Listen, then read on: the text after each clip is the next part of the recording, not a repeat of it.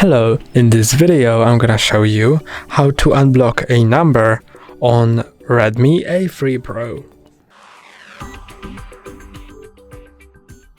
First go to the phone app, then go to contacts. And now I'm gonna show you two ways to block and unblock a contact. You can unblock someone that's in your contacts, saved here, or a number that's not in your contacts. First, I'm gonna show you how to block the contact. Choose any one of those, for example this one, and then tap on block numbers. You can report them as spam, and then click on block. Now the contact is blocked.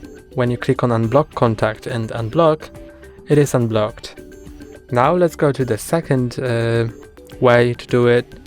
Click on three dots in top right corner, then settings, blocked numbers, add a number, and now enter a phone number with your keyboard. Let's say I want to block this number, so click on block, and now this number is on the list of blocked. To unblock it, click on X, then unblock.